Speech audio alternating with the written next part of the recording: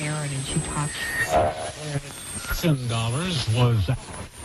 Isn't it about time for somebody's favorite radio program?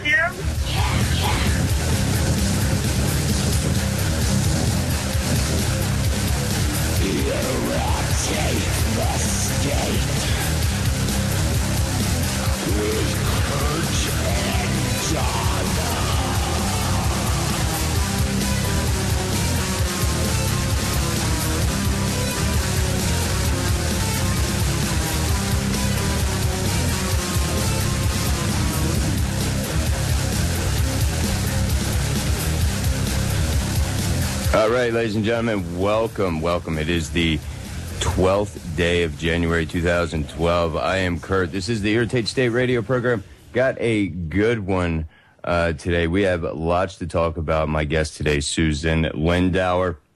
Of course, Susan, activist, author, ex-CIA asset, author of the book Extreme Prejudice, the terrifying story of the Patriot Act and the cover-ups of 9/11 in Iraq. I actually, this morning, listening to Against the Wall here at the Orion Talk Radio Broadcasting Network, posted, you can go to irritatethestate.net, and right on the right-hand side, you'll see the cover art for Susan's book. Click on that. It'll take you right to Amazon where you can purchase this book. I have a copy under $20, ladies and gentlemen. You're not going to get this kind of information that is in this book anywhere else for under $20. So just wanted to throw that out there.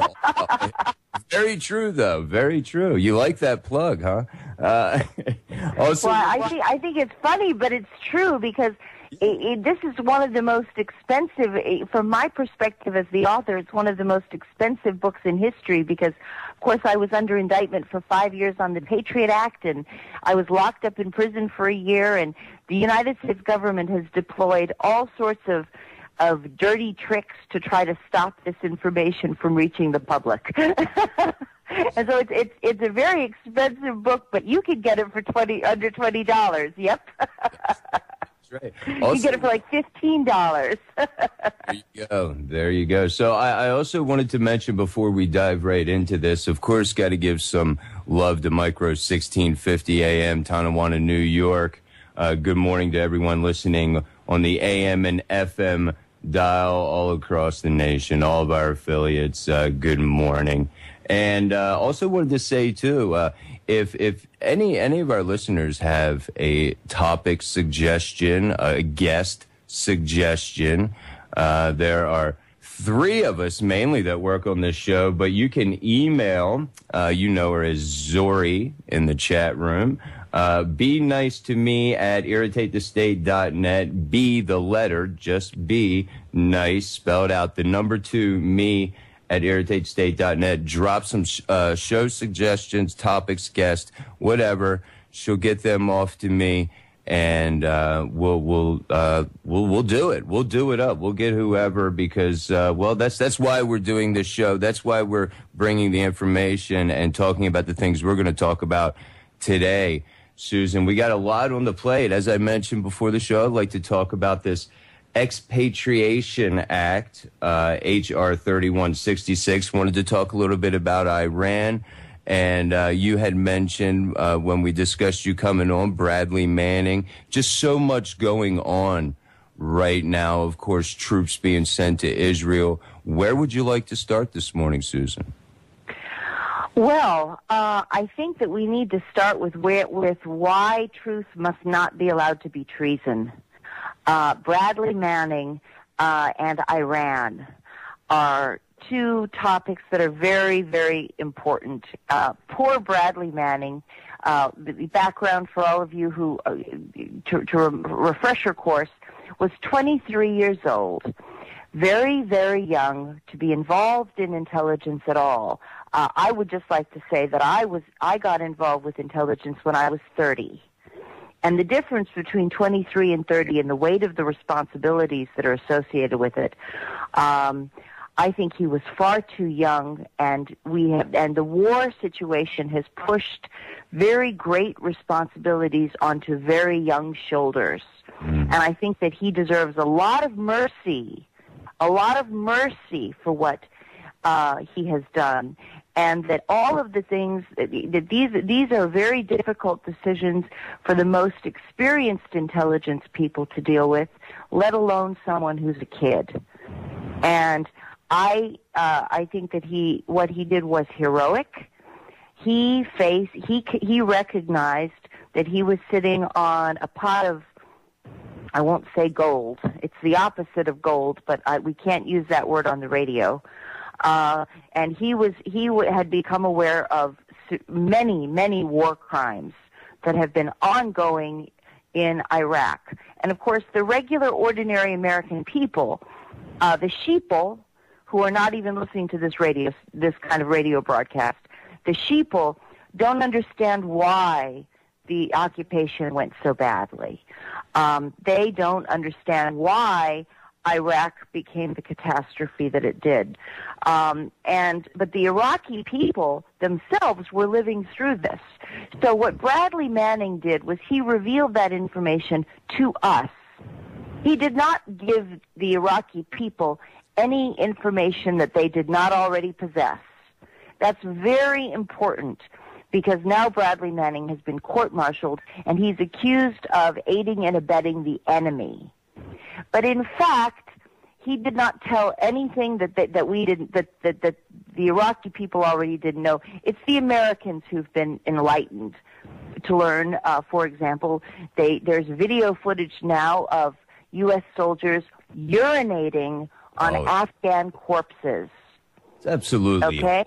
Disgusting. It turned my stomach, Susan, to watch it, and it's only like 38 seconds, but it was some of the most disgusting, appalling, disrespectful to the uniform and their honorable brothers and sisters in the military. It was an absolute disgrace. Yes. And in Baghdad, I mean, there are stories that never make it to the media. There are stories of little girls who are 12, 13 years old, who are gang raped by American soldiers, and while their families are forced to watch, they are literally, some of them, American soldiers have confessed to locking little girls, and there's little girls, they're 14, 15 years old, into rooms and prostituting them, and then they give them a choice. I'm going to do this to you until you commit suicide. So they leave them a rope at night. One of the stories was that the guy was like, "Well, I'm going to do this to you until you kill yourself," and he said that he made about a $500 offer until she killed herself. And he just would leave her a rope at night and say, "Okay, you can hang yourself, or you're going to do this again tomorrow." It was horrible. Oh my God! But you see, but Bradley Manning is a young man who probably believes in the concept of America's moral authority and greater good. Okay, and wants America to be the country that we think we are and that we hope we are, and he is defending the values of the greater American. Of the greater America is what I call it. And the greater America may not exist anymore. That's the problem. But the only chance that we have of getting our country back is if young men and women who are in uniform like Bradley Manning uphold the standards of this concept of what America should be. Because that, otherwise it's just propaganda. It's like Soviet-style propaganda, how the Soviet Union would march around with their record players playing, these musical songs, these, Wagnerian, operas, and saying, "Look at the grand Soviet Union." It ain't grand if the people in it are not grand. And Bradley Manning got that. And so he insisted as a young kid, that was young, he was 23 years old. He insisted on upholding the honor of the American military, and he got screwed for it. He did release, apparently, classified documents which showed why the war in Iraq has been such a catastrophe. And the question from the standpoint of the military is, does his actions aid the enemy? And I want to say to his followers that some of your rhetoric, and you can see that I support Bradley Manning, but I just want to caution you that if you can hold that thought, please. I'll hold that thought. Okay. Break real quick, just about. We'll talk about what Bradley Manning supporters need to watch out for, because they're hitting the wrong buttons when they talk to the military.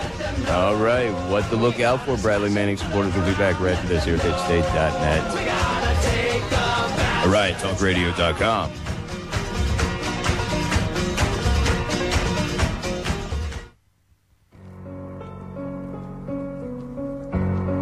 We're in a lot of trouble. We're in a lot of trouble.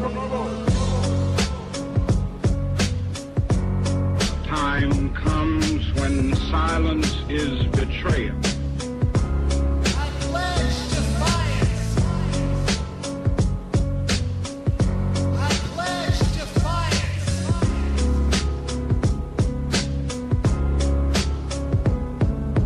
And now back to the Irritate the State radio show with your hosts, Kurt Williams and Donna Van. It's a pretty appropriate bumper, I think, given what we're talking about. There does come a time when silence is betrayal, ladies and gentlemen, and I think Bradley Manning came to that point and his morals spoke. Now, right before the break, you had mentioned something that Manning supporters need to keep some things in mind. What do they need to watch out for, Susan? Well, I'll tell you, there's first of all, you can all hear in my voice that I believe he's a hero. I support him. I am talking about how young he was to be pushed into such a great responsibility, but I believe that he was pursuing the greater vision of America that is a moral country and the greater values that I hope Americans feel that we share. And that is honor in war time. I hate to cut you off, but maybe we should explain exactly what Private First Class Bradley Manning's duties were that enabled him maybe to come in contact with this quote unquote this information. Wasn't he? Well, he was doing intelligence. He was doing intelligence work, and he had access to computer files, and he apparently released question mark the allegations which appear to be supported, but he's about to make his defense, so we'll have to hear what he says in his defense. But the allegations are that he released he copied off State Department what are they? The messages from the State Department, from embassies all over the country, and he copied those over and released them to WikiLeaks.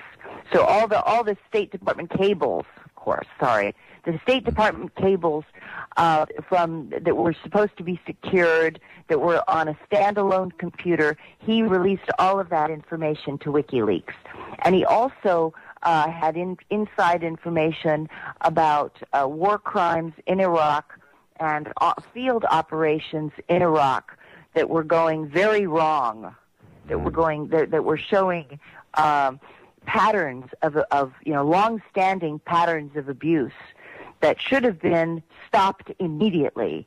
These were war crimes, and there's no question that they were war crimes, and the military was keeping track of all of these things, and all of it was being amassed into files, and Bradley Manning had access to those files, and he said that he decided that it just wasn't, that the military was not going to cure this on its own, and so he began releasing that to the public as well through WikiLeaks.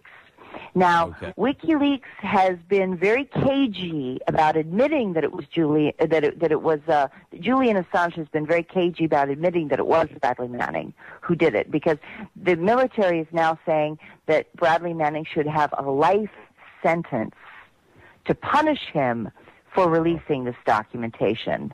Okay, and they're not, the people to put that in perspective, at Abu Ghraib, when American soldiers tortured and sexually degraded and humiliated Iraqi prisoners of war, they only got 3 years in prison.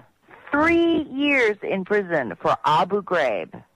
But Bradley Manning, who exposes Abu Ghraib, not the equivalent of Abu Ghraib, how American soldiers were assassinating Iraqi civilians. Just they'd see somebody on the street and they just open fire on them. Whether even children were being killed. Just walking down the street was a dangerous pastime because the American soldiers would ride through just with their guns blasting. And from helicopters overhead, we just anytime helicopters overhead saw civilians, they would just open fire on them and kill them, without any reason, without any justification at all. And this was supposed to be a pacification effort. Well, it's the reason why we lost the war, and it's good reason why no one should expect that Iraq will ever be a friend of the United States.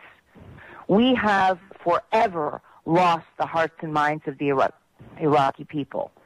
There is never any chance of those people being our allies, ever in the future. This will be generations of hatred that will go on. In 100 years, we might have a chance.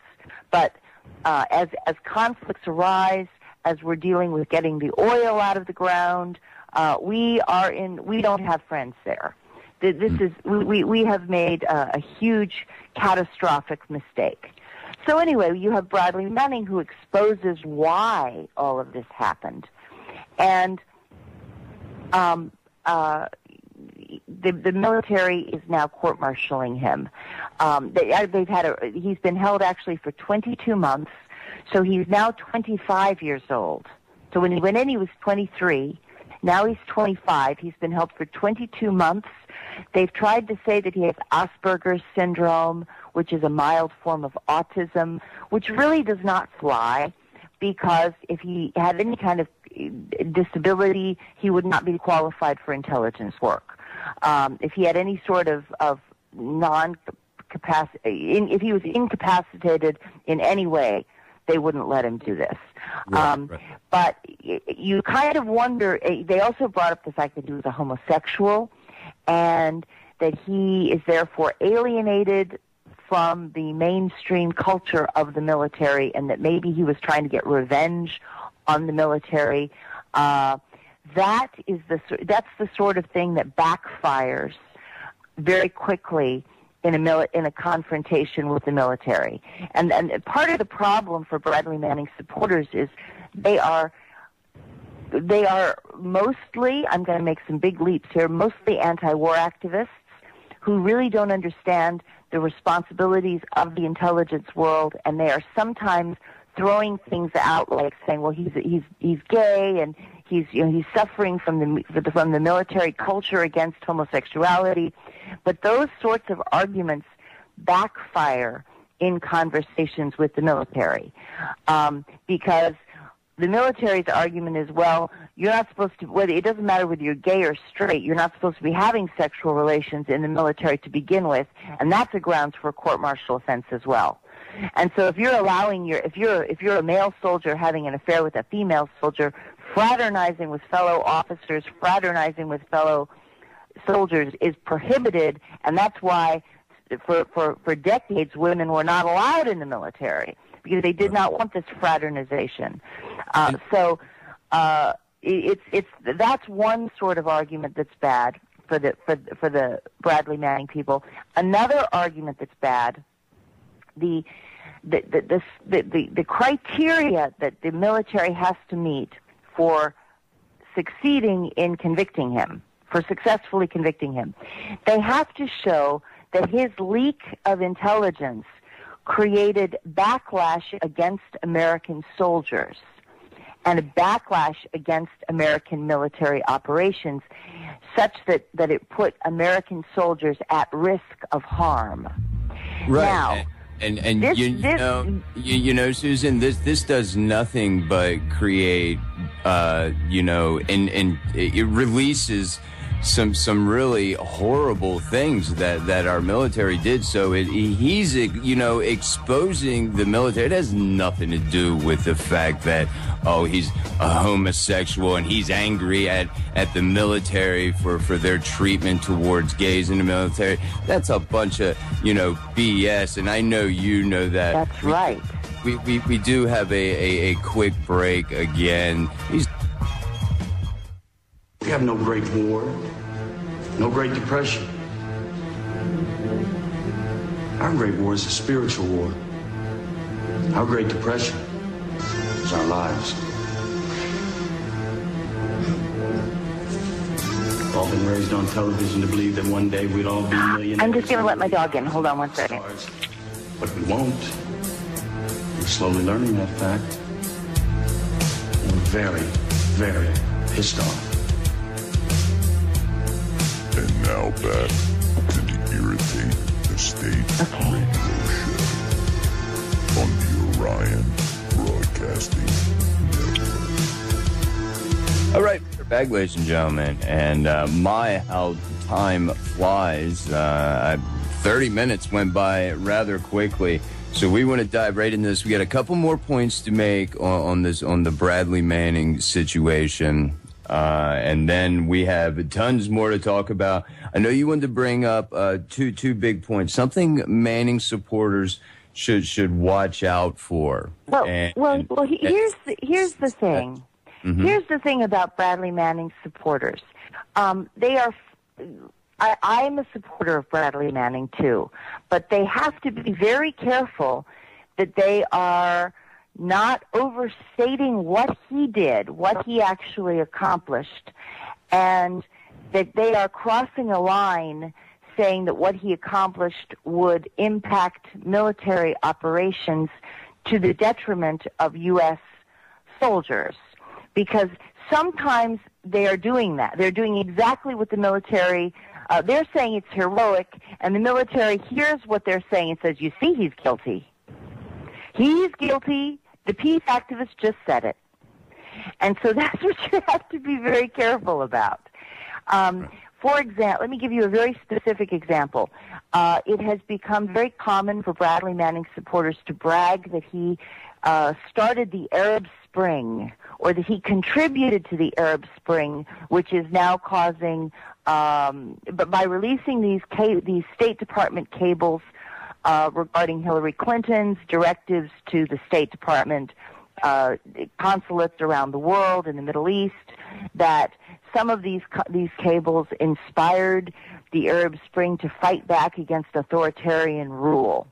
Well, that is exactly the type of intelligence leak that would get him a 10-year, 20-year sentence. If he really did that, because then the military would hear that and he would be guilty and he would get a maximum sentence. Because you are never supposed to leak intelligence that is going to compromise security situations and to create violence and instability. The whole reason of legitimate secrecy is that there are certain things that need to be kept quiet so that they don't provoke a violent backlash. And if Bradley Manning was revealing information that is causing a violence anywhere in the world, violence to American allies is a short jump from antagonizing, or not antagonizing, it's worse than antagonizing. If you're only antagonizing the military, that's one thing. But if you're actually causing the military to be forced to deploy additional troops to put down unrest facing an American ally, or jeopardizing the oil supplies of the Middle East, because now there's unrest. If you're creating violence which is going to put radical Islam in control of the situation, which is what we saw in Tunisia and Egypt and Libya, then it better be the president's idea, not yours. Okay? They're not going to tolerate that, ever. And we haven't seen any violence or backlash due to the release of this, have we? They haven't been able to prove this in any way, have they? Exactly. There has been no proof, except what Bradley Manning's supporters keep saying. But there is no proof that truly no proof that Bradley Manning's actions created the Arab Spring or that fed the Arab Spring. These tensions were on the horizon anyway. The people in the Middle East are living under the harsh boot of these authoritarian governments, and they know on a day-to-day, first-hand basis, they do not need Bradley Manning to tell them anything.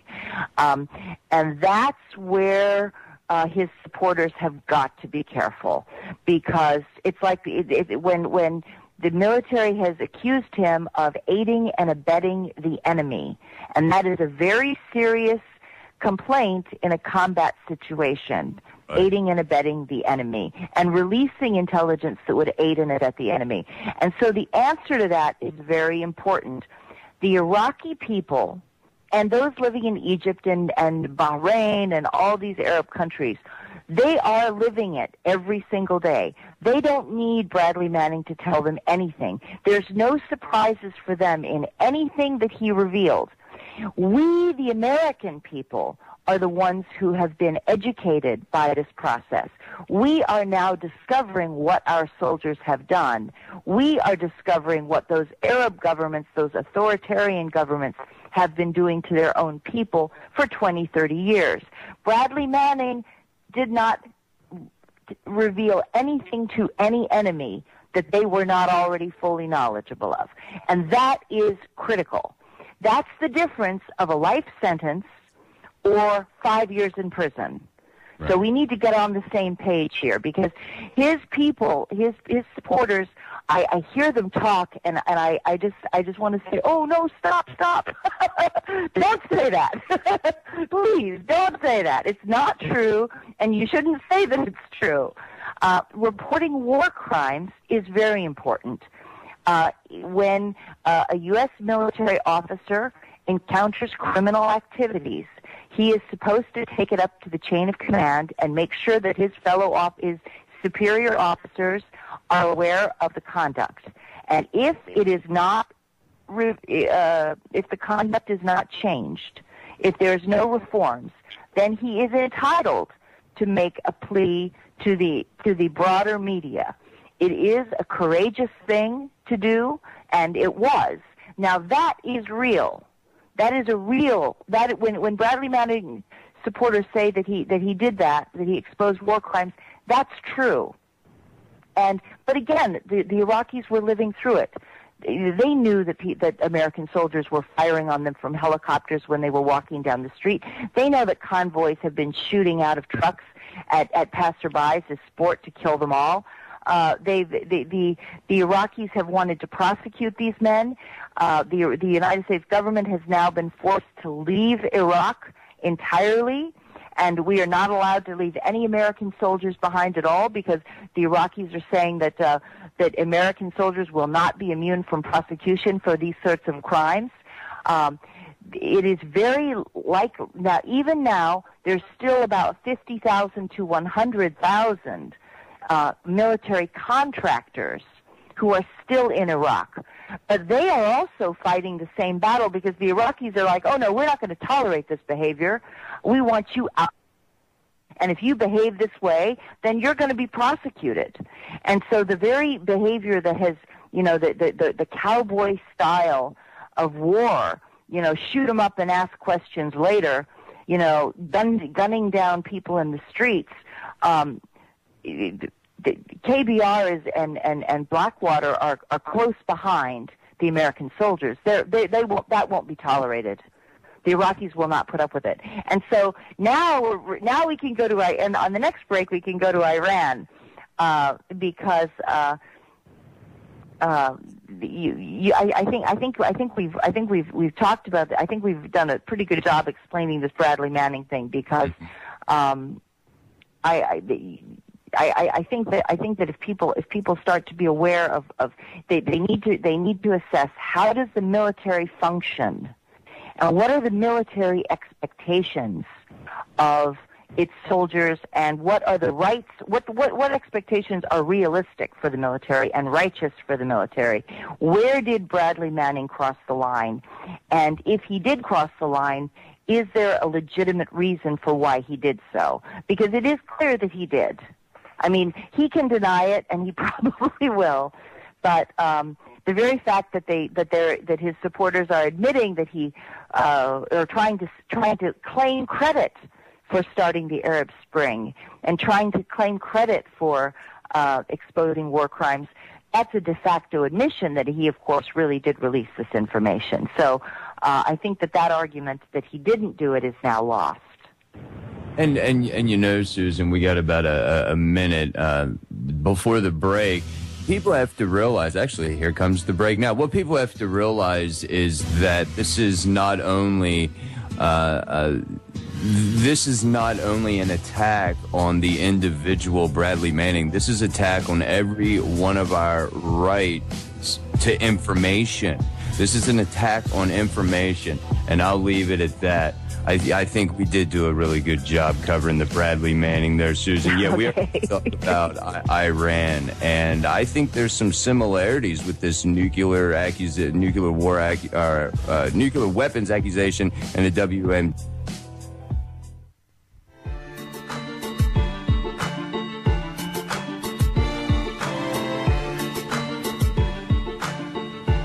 All right, welcome back, ladies and gentlemen. Again, this hour has flown by. You know, right before the break, I was talking, of course, my guest here, Susan Lindauer. Her book, Extreme Prejudice, Terrifying Story, the Patriot Act, and the Cover-Ups of 9/11 and Iraq.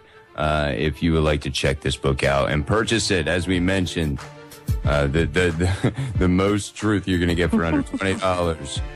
You can go to irritatestate.net right on the right-hand side there and click the cover art there. That'll take you right to the Amazon page where you can purchase that. But right before the break, I had mentioned the similarities between Iraq and the WMDs and Iran and the nuclear weapons, and it's really the same MO. Now, you know, way back when, and good old W admitted, no, Iraq didn't have anything to do with 9/11.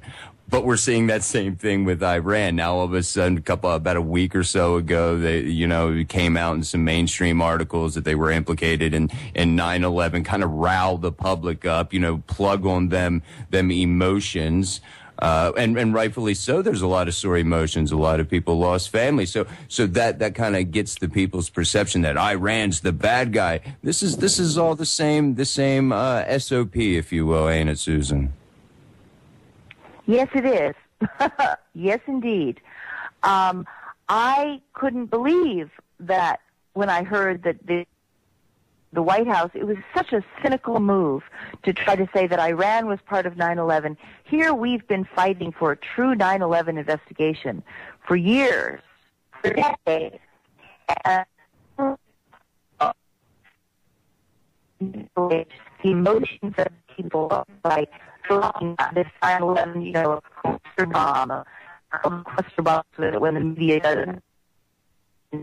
In the media, that they know is going to just go off in living rooms all over America, and people are going to say, "Oh, Iran did this to us. I had no idea. I thought it was Al Qaeda. I thought it was the 19 hijackers in the cave." Actually, no, we did this to ourselves. But we can't have that kind of conversation. But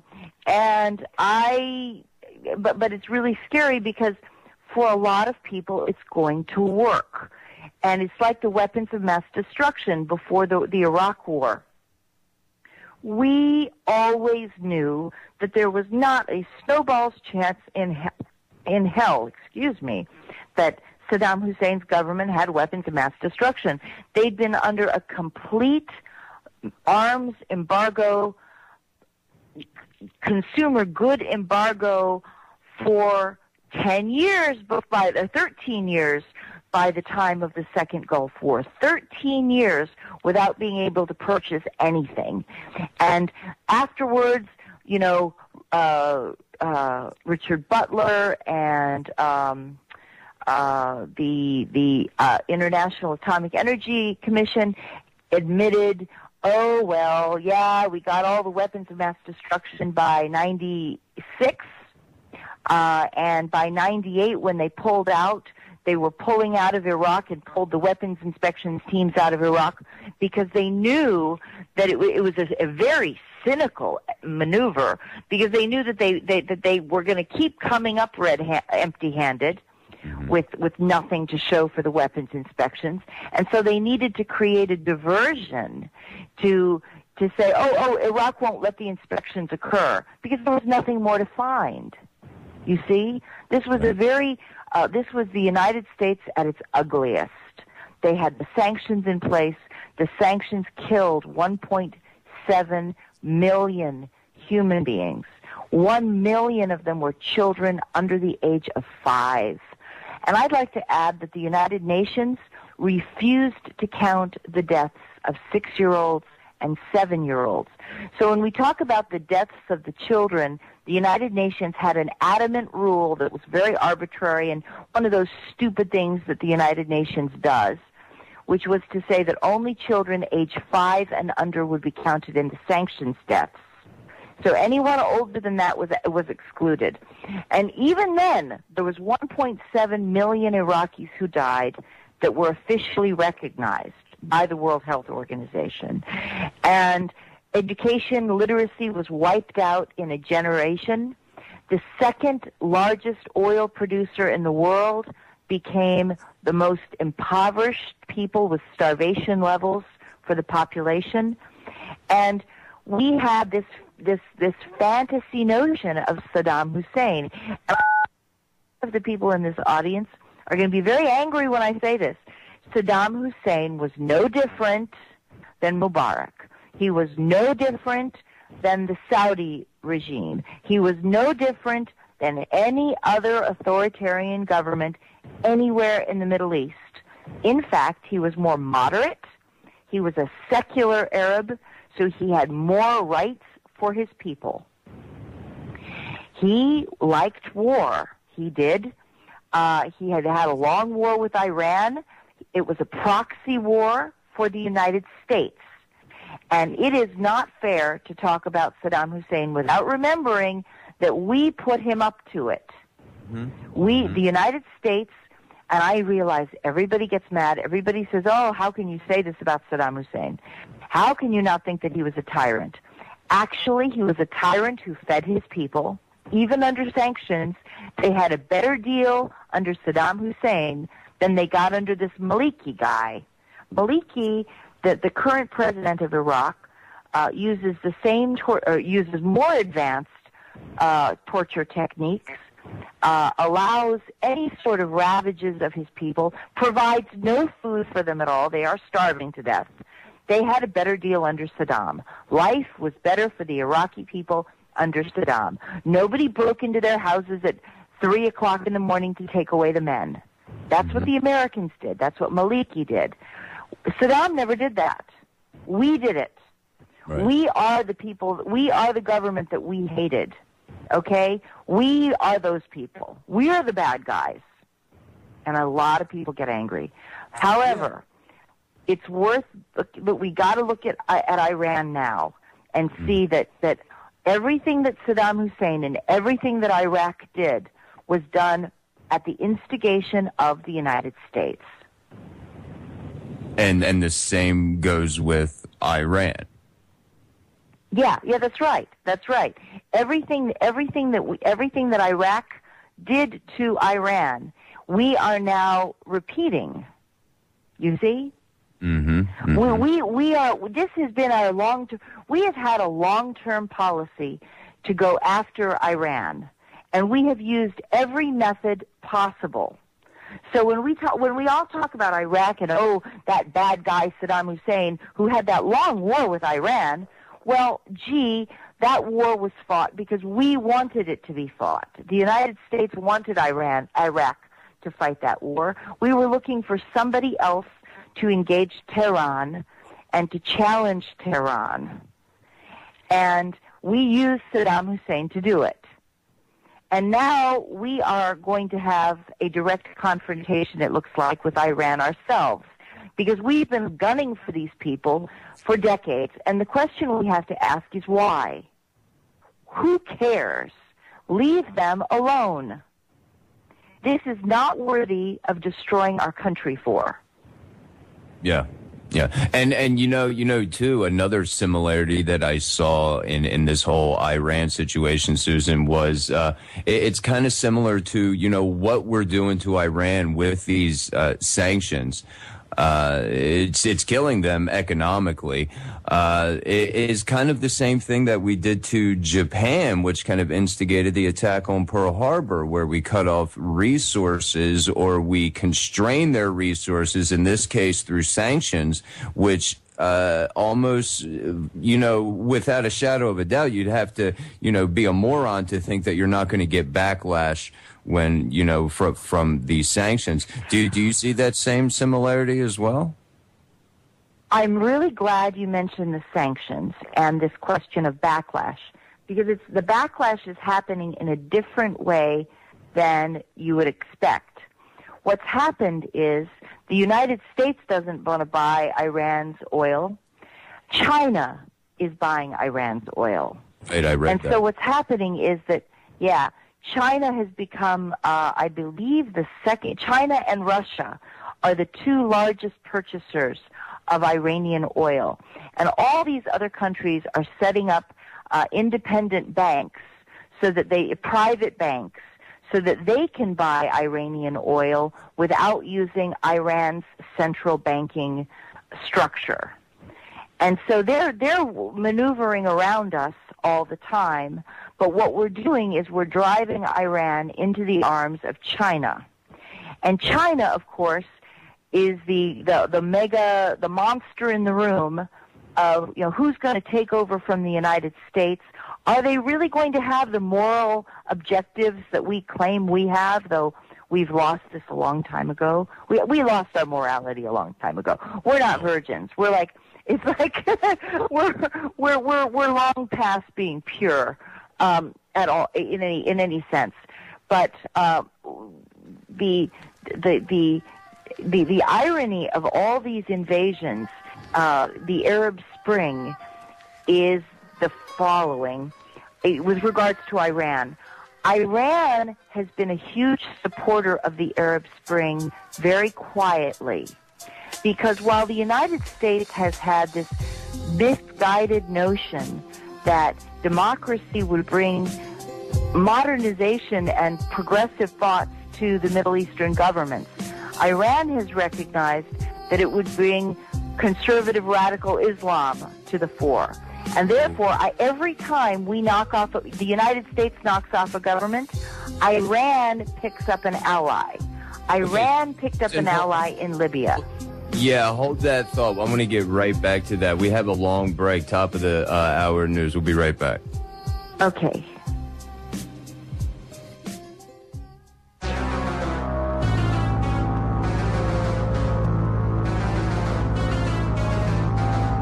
Want to throw your 2 cents in? Give us a call right now. 888-320-6151. And now back to the Irritate the State radio show.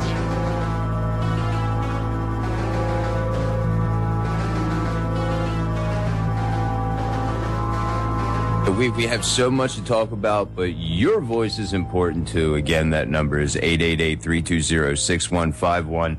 Right before that, top of the hour break, we were speaking about Iran and the Arab Springs, and you wanted to explain and really get people to understand this whole Arab Springs thing. So the stage is yours, Susan. Well, I'm sure everybody understands what's been happening in the Arab Spring on the front page, but on the back page of the Arab Spring is who is benefiting from this.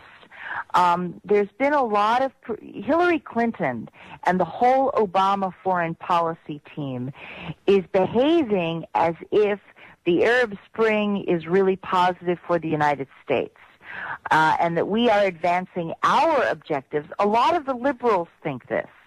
Liberal anti-war activists have been reluctant to criticize the Arab Spring because they think that it's bringing democracy to the world And isn't that going to be a wonderful thing? The problem, and these are definitely authoritarian governments. Mubarak was authoritarian. President Saleh was authoritarian. The problem was that these authoritarian governments have been defending secularism. Okay? They are authoritarian, but they've been holding in place secular values, holding back the tide of religious fundamentalism in the Middle East.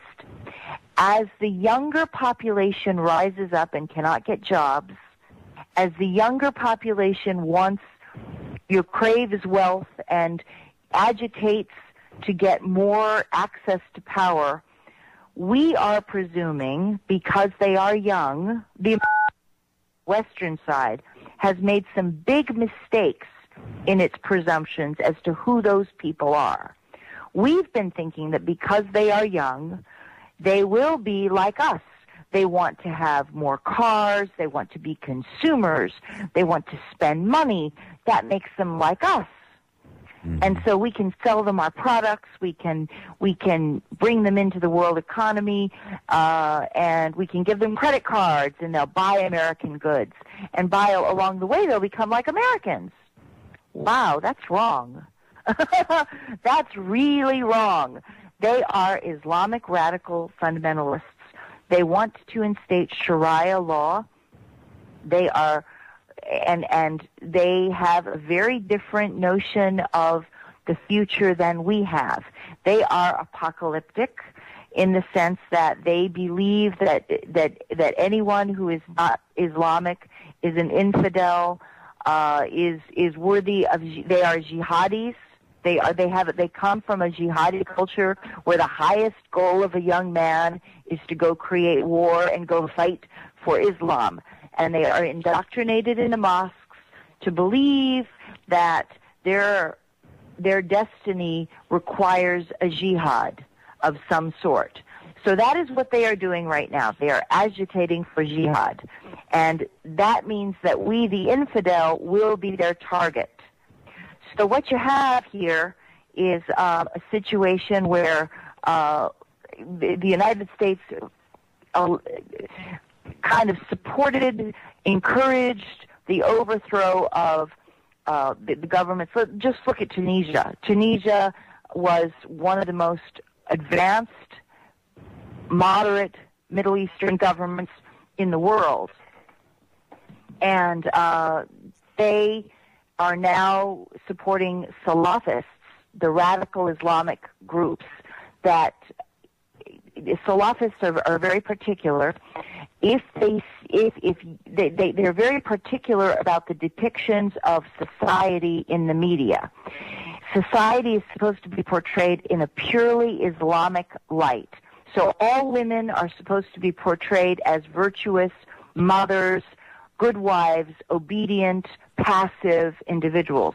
Anything that does not show a woman as a passive shadur, wearing the shadur, wearing the abaya, obedient to the mosque, that image must be destroyed. So the Salafists bomb movie theaters. The Salafists assassinate book publishers. The Salafists assassinate and firebomb houses of journalists. Salafists kidnap, rape, and torture people who disagree with them because they have a pure image of Islam. Okay? We're calling that the crazy Obama administration. Hello, Obama. Please listen to this radio broadcast. Is saying that these are moderate radicals. I don't know where you get the idea that somebody who's firebombing a movie theater to stop the portrayals of, conservative images of women, conservative images of society.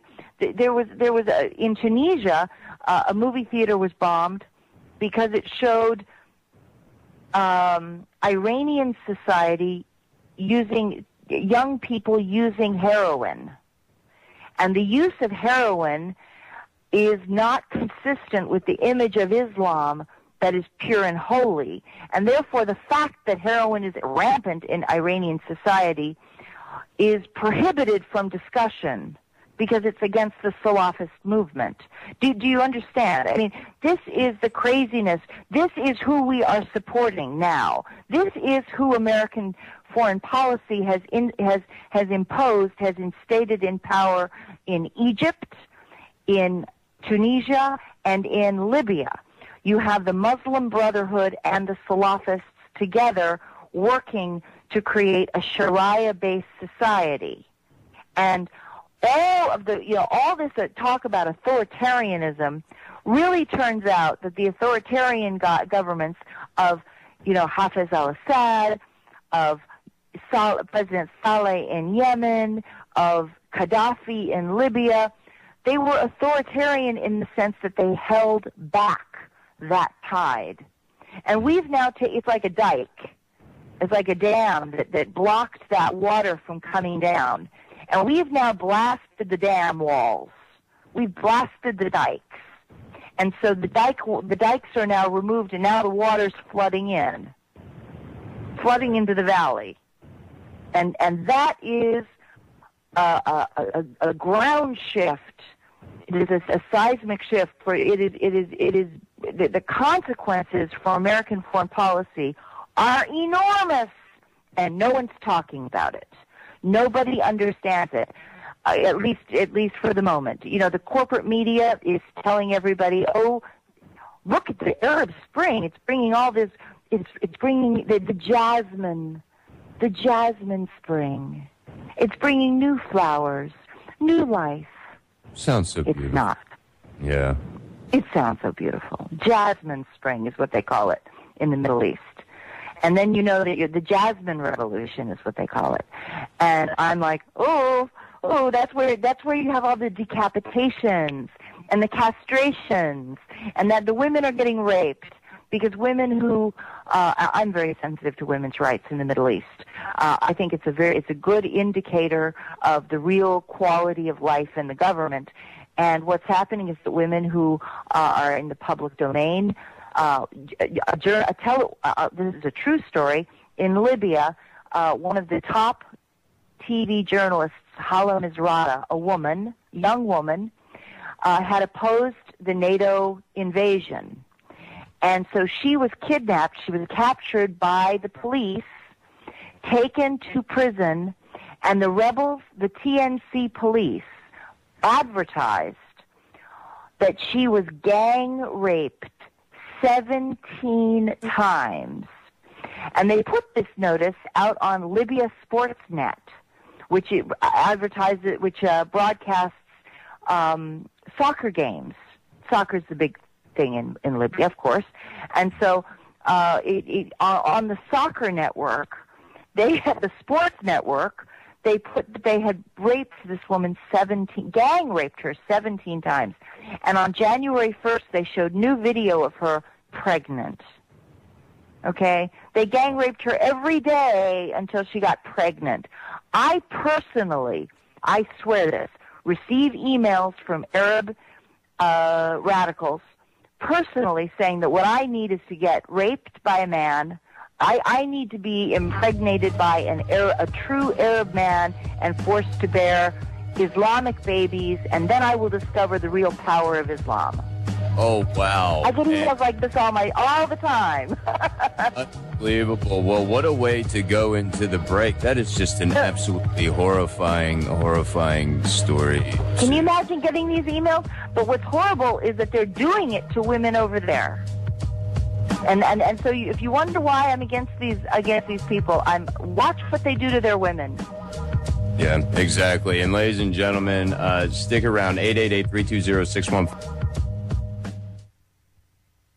All of the DJs surely have taken a lesson. Start talking trash and I'll come with my Smith & Wesson. A little competition comes my way. All right, ladies and gentlemen, welcome back. 888-320-6151. If you have any comments or questions about, like to stick with the, what we're discussing. And also, if you have any questions for Susan, if you're not able to take an call in, and you are by the computer, you're in the chat room, please post your questions in the chat, and I will relay them over to Susan. Susan, that story right before the break, I mean, you getting these horrifying emails, oh, you need to be raped by an Arab and this and that. I need to be impregnated. I need to be impregnated is the way they put it.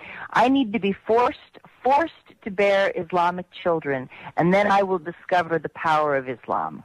And I'm like, see, here's the problem with any religion. I believe in God. Let me just say, I have a rock solid faith in God, and I believe that God is greater than any religion. And so I respect people of faith, and I do have faith myself.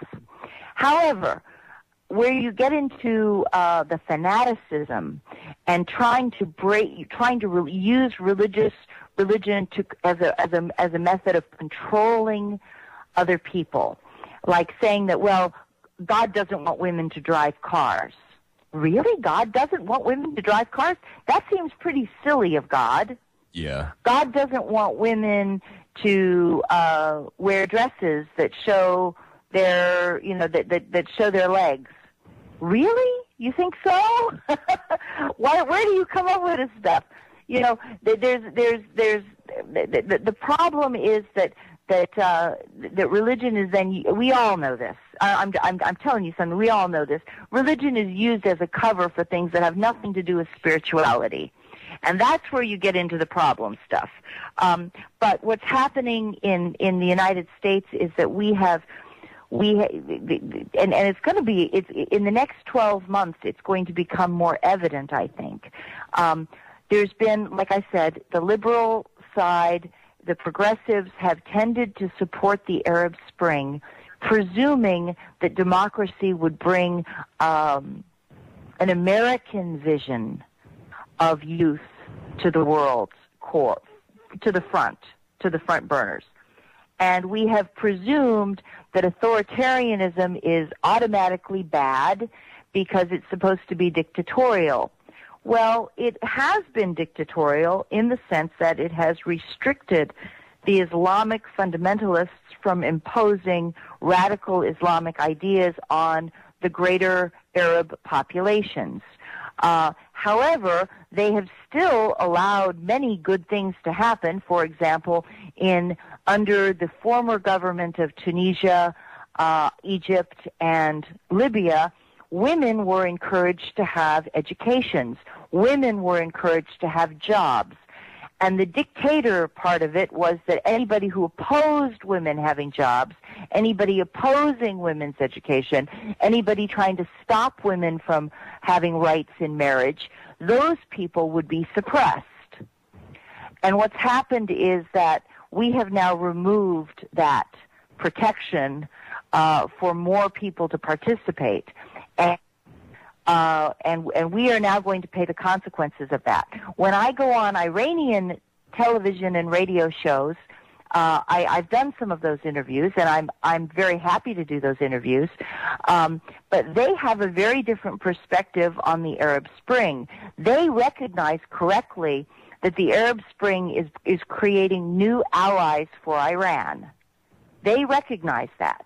They see those people as reassurances that all is right in the Islamic world, that in fact Islam will prevail over modernity and secularism, that Islam will reinstate the core values of the country, and that Iran will have more allies who are capable of dealing with it and appreciating it. Okay? The Saudis are also trying to have influence. Saudis are governments who refuse to let women vote in elections. They refuse to let women participate as candidates. They refuse to let women drive cars. Women are locked in apartments while their boyfriends, or their husband, not boyfriends, their husbands' brothers go to work. Their fathers go to work. Women are locked up and prohibited from entering into society or even walking on the street without a male escort. This is a gross society. Who wants to live like that? A woman is not allowed to go outside her house without a male escort. I mean, this is the kind of society that Obama is and Hillary Clinton is bringing to the Middle East. This is what your advancement. This is your notion of advancement, and yet Hillary Clinton. See, and this is the problem. Our foreign policy is now the intelligence community was so shattered under George Bush, and it was decimated. So it was demoralized. Anyone who disagreed with the government policymakers were thrown out of their jobs. They faced demotion and dismissal, and so a lot of really good resources, intelligence resources, myself included, I would like to think, and my team, which had covered Libya and Iraq, we were shunted aside. Others were shunted aside. Michael Scheuer, George Tenet, lots of really top-level people were pushed out because they wanted to politicize intelligence. So what's happening is that the intelligence community that's left behind are only the people who are willing to tell the government what they want to hear. And that's not what you need from intelligence. You need brutal honesty. You've got to be able to look them in the eye and say, I'm not going to back down from this report because this is what's really going to happen to you, and I'm not doing you any favors by lying to you. You need to know the real consequences of what you're doing. And you need to, if you're not ready to pay the price of those consequences, you need to stop and reevaluate and reconfigure your plan. Because what's happening now, let me tell you, and I'm sure your audience will know this, the United States we've been building up to this point in this interview, has just announced that it is sending 9,000 U.S. soldiers to Israel, and the American soldiers will be deployed. This is not for a military training exercise. This is a first stage deployment, and they are deployed with Israel for the purpose of attacking Iran in the event that Iran tries to close down the Straits of Hormuz. Okay. Which they know, and they're going to take and do anyway, especially with pushing these sanctions. And a lot of people don't realize that more sanctions were added against Iran, included in the NDAA that Obama signed the beginning of the year, which they, I think they like within 6 months to be put into effect. Not exactly 6 months, but within 6 months. So at any time they could put these into effect as another mechanism, a stranglehold, if you will, to take and have all of a sudden. I guess they think that Iran's just going to be like, oh, okay, we'll get out of this straight. This isn't Iran, coming after us and trying to damage our economy. This is a retaliatory action by Iran due to the sanctions that we imposed. That's right. And the sanctions that we imposed in the new NDAA law say that that countries are not allowed to do business with the United States if they are buying Iranian oil through the national Iranian banks. Okay. So what's happening is the following. Russia and China are saying, well, we are going to continue. Russia and China are the two largest purchasers of Iranian oil.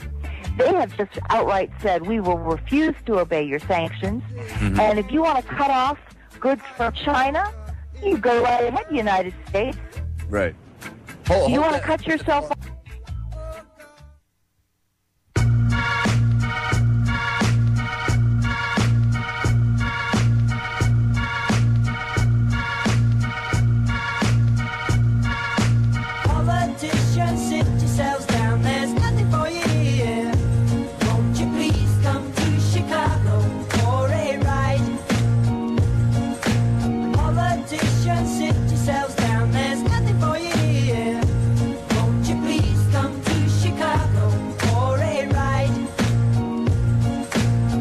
All right, welcome back, ladies and gentlemen, the Irritate State radio show here at Orion Broadcasting, OrionTalkRadio.com, Micro 1650 AM detained.com. It is the final stretch, and we have covered quite a bit. If you missed the first half or three quarters of the show, we covered Bradley Manning, been talking about Iran. I mean, it's just going on. Iraq. We've talked about pretty much, a lot of things. And let me put it that way. If you missed that, the archives are over at irritatestate.net. And, as I mentioned to you, Susan, during the break, I read, coming from the Tehran Times, that the West seems to think that they're really going to cripple economically, which Iran calls an economic war. These sanctions, that this is an act of war. These sanctions are, but they're claiming they're not going to be as hurt economically as the West seems to think with these sanctions, because, well, as you mentioned briefly, China is picking up some of the slack. The EU said, we're not going to take any of your oil. We're cutting you off as far as bringing in goods from you, Iran. But China says, hey, we'll take some of that oil. So they're probably not going to be as hurt as much as what the West thinks. Huh, Susan? I totally agree with you. And Iran is correct about that. Notice that the EU, is very foolish of them to cut off oil supplies. They don't have any oil production of their own. They are dependent. They have extremely high oil prices and energy prices, and they're shooting themselves in the economy. They're shooting their economy down by this sort of thing. It's kind of like brave talk, but it's very foolish. They may be looking at Libya, and they may be hoping that they can get everything they need from Libya. But the problem is that Libya doesn't have the long-term oil reserve supplies that would keep the entire European continent afloat for decades and decades to come.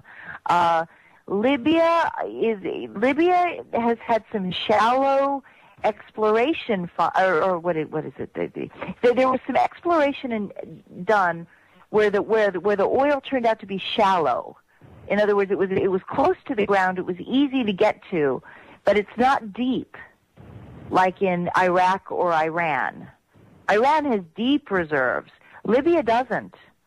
And Libya is also now destabilized, and the indigenous Libyan people are fighting against the expatriates who are arriving from Europe, from the United States, from other Arab countries, from the Qatar and the Emirates, and they're saying that they will fight those people, and they will sabotage the oil production facilities rather than let NATO governments take it.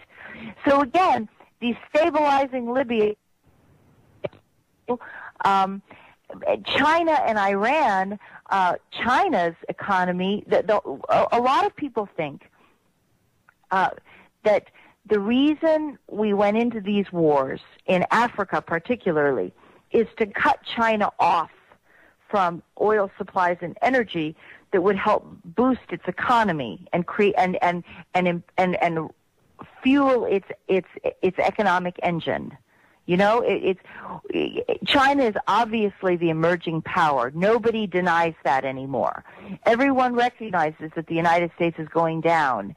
And so, you know, it's worth looking at how China approaches these countries versus how we do it. Right. Because China goes in and China builds community development projects. China says, I want to be your friend. I'm going to help you build a bridge. I'm going to help you build a roadway. I'm going to help. You need a dam? You need a health clinic? We have doctors.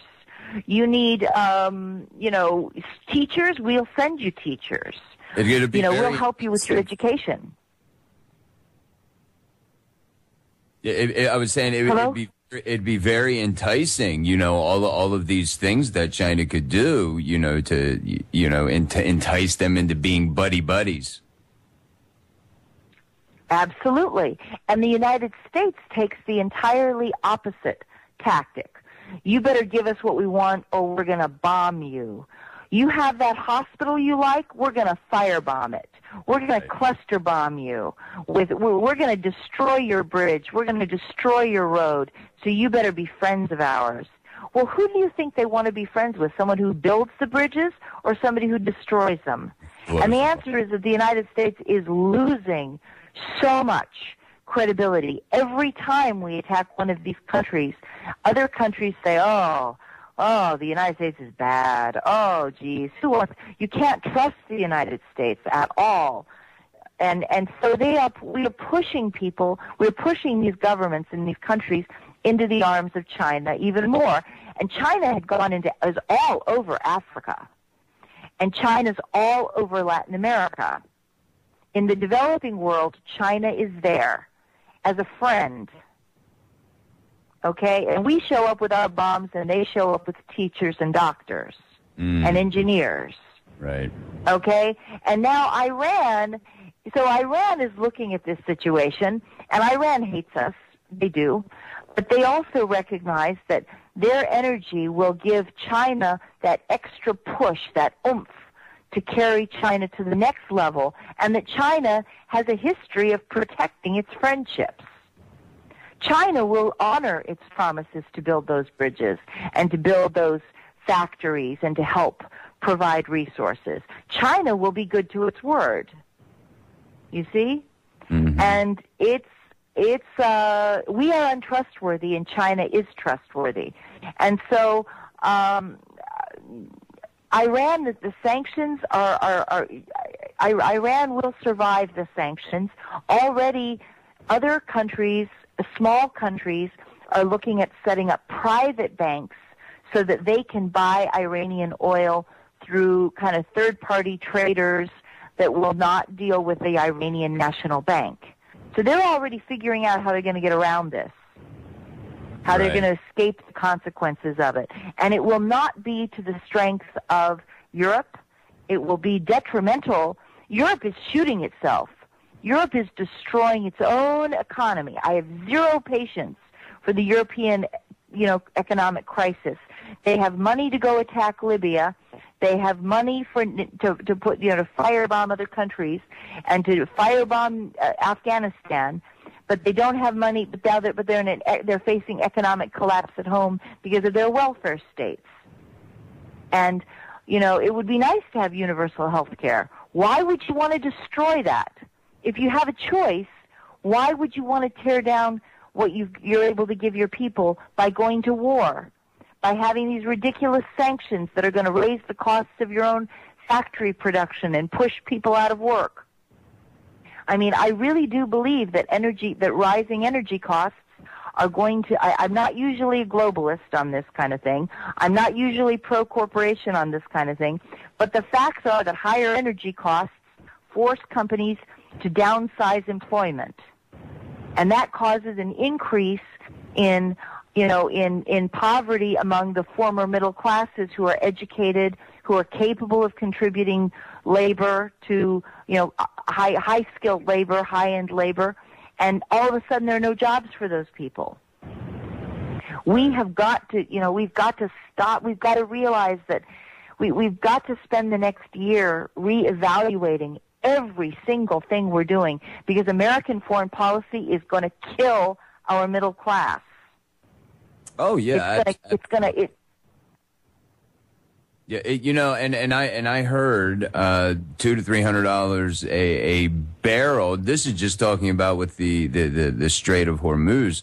That we could see gas prices shooting through the roof here. Can anybody imagine paying $10 a gallon for gas and still trying to survive? Plus, I went into this last week, taking into account the impact that's going to have on us if we get into a conflict with Iran, which seems, and I'm not going to warmonger, but it seems inevitable, really, that there's going to be some kind of clash here, because we're not going to withdraw the sanctions. Iran is not going to back off unless these sanctions are withdrawn. And this is going to destroy. I mean, think about the trucks that have to bring your food. We have no Great War, no Great Depression. Our Great War is a spiritual war. Our Great Depression is our lives. We've all been raised on television to believe that one day we'd all be millionaires and movie gods and rock stars, but we won't. We're slowly learning that fact. And we're very, very pissed off. And now back to the Irritate the State radio show on the Orion Broadcasting Network. Ladies and gentlemen, and this is the last segment, so if you are tuning in late, please check out the archives at irritatestate.net. We have to realize exactly what Susan and myself are trying to convey to you, the listener. And we really have to look at this Iran situation a lot differently. We have to understand the implications here at home.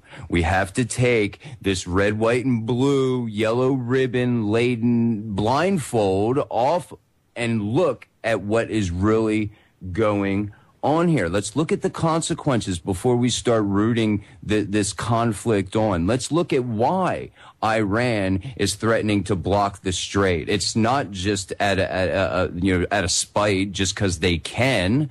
There are reasons they are doing this, and we are the reason behind those reasons, Susan. That's right, and it's America has a long history of jumping into conflicts with it's like we're chasing the Pied Piper of patriotism. Ooh, we're going to have a war. Woo! 10 years later, look at Iraq. We lost the war in Iraq. Admit it. We have lost the war in Afghanistan. Admit it. We were all gung-ho a year ago, 12 months ago. The world was all excited about the Arab Spring, the Jasmine Revolution, which has brought radical Islam across the Middle East. We have taken out authoritarian secular governments that were holding back the tide. They were mostly dictatorial for holding back the tide on radical Islam and stopping radical Islam from instituting Sharia.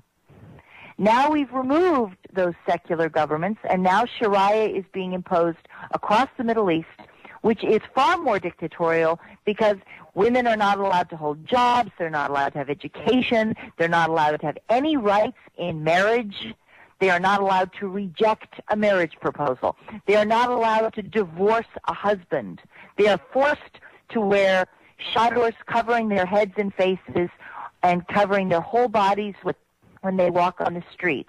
This is Obama's great success in his foreign policy. It's really quite tragic that a man who perceived himself as a messiah for human rights. I mean, think about it. When Obama first came into power, didn't he kind of present himself as a savior, as the messiah figure of bringing in, he was going to save the human rights we were going to have this. He won the Nobel Peace Prize. And his great foreign policy achievement is to have Sharia law across the Middle East. We've got to look beyond the patriotism and look at what we're actually accomplishing. We are in danger of World War III. Do you really believe, seriously, do you believe this is World War III we're talking about?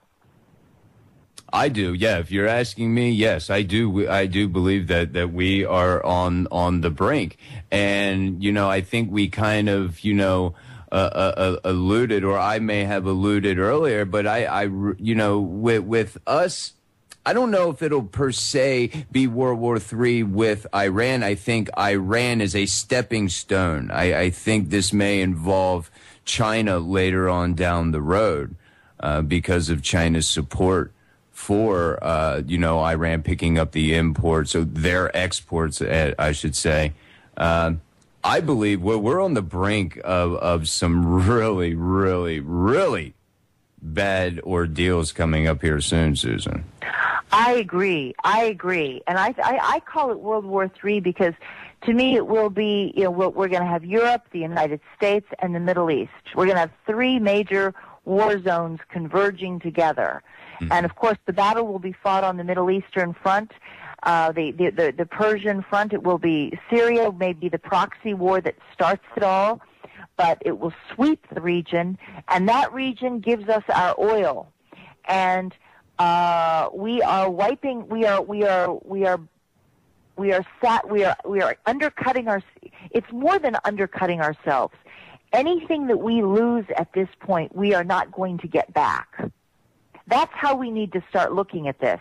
This is a cost-benefit equation where any losses that we suffer will not be recouped in the future. Okay, right. So if America loses its power, we will not have a chance to regain it later on. We will simply be the end of the United States, the end of the American century, is what I'm afraid of. Mm-hmm. And I think that America, if you have the Bradley Manning vision of America, which is honorable and noble and stands for something good quality, then that's a real loss to humanity if we lose that America, if that America still exists. Right. But we are in a position where we need to think very hard about whether we want to destroy our own economy. Is it worth destroying the middle class to stop Iran from, to challenge Iran? And really, this is for Israel. And I think that we have not said the Israel word until the end of the show, but I know we're going to close the show pretty soon, and I just want to say that I am very suspicious, as a longtime former asset who worked in anti-terrorism for 10 years, I am horrified to watch the United States raise radical Islam to the power that it is now achieving because of our stupidity. Clearly, we don't know what's happening. Clearly, the intelligence is not reaching the president of the consequences of what we're doing. But I believe that we are fighting this war for Israel. And I do not believe that Israel is worth the loss of our middle class. I do not believe that Iran is a threat to the United States of America, except if oil prices rise, which we are going to do to ourselves. Our policies are guaranteed to raise the oil prices. That's going to be our actions that achieve that. But other than a financial impact, Iran could not hurt us. Iran is not in danger of hitting us with ICBMs. There's no way that's going to happen. It is a threat to Israel, and we must stop, in my opinion, we have got to stop fighting proxy wars for Israel. Iraq was another one. Huge catastrophe. Again, Iraq's oil production capabilities are now destroyed so that it is now cost prohibitive to bring the oil out of the ground in Iraq, the second largest oil reserve in the world, and we cannot even get to that oil. So we have now damaged ourselves. Again, the decisions we're making are very short-term, short-sighted, and they are not to our advantage. They are for somebody else's advantage. And I don't care who they are. I don't care whether you like Israel, whether you hate the Holocaust. I don't care. We need to protect America's middle class. And that's what our government should be doing. We need to put ourselves first on that front. And we need to stop fighting for anybody else. Yeah, I couldn't agree more, and that is the whole point of the direction, that we took this show to understanding, and hopefully people will walk away from this show with a better understanding of what is going on over there, and maybe reverse their thinking, their perception of this conflict with Iran. We just have a couple minutes left. I want to give you time, Susan. Put your website out there. As I mentioned, Extreme Prejudice, the terrifying story of the Patriot Act and the cover-ups of 9/11 and Iraq. You can get on Amazon.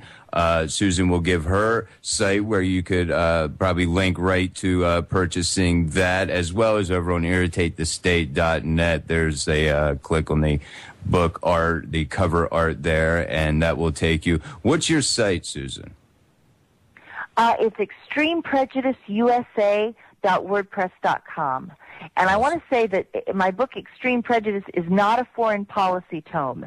It is a first-hand personal narrative of my conversations at the Iraqi embassy in the 9/11 investigation, the Iraqi peace framework, that Americans don't even know that there was a peace option on the table. The reason you don't know is that I was then arrested on the Patriot Act and thrown in prison on a Texas military base, Carswell Air Force Base. And the second half of the book talks about looks at the Patriot Act from the defendant's chair and relates my horrific nightmare suffering the brutality of this cover-up of 9/11 in Iraq. And you will come away with a real picture of what actually happened. We did know about 9/11, as you probably know this already. We absolutely expected the 9/11 attack to occur, and it reveals all new insights to how the war on terrorism was a fraud. That was a publicity stunt. It started as a publicity stunt for politicians on Capitol Hill. And these people have no idea how anti-terrorism work really gets done, and they are not effective in managing terrorism operations. The budgeting is terrible, and you will come away with a whole new perspective on the war on terrorism. You absolutely will. If you are skeptical at all that the war on terror is a farce, is a phony, is a joke, after diving into Susan's book, Extreme Prejudice, you would definitely walk away with a different perspective. Susan, unfortunately, we are at the end of the show. I want to thank you so much for getting up early with me and discussing this great show. Again, getting a lot of good feedback in the chat room. Thanks again. Excellent.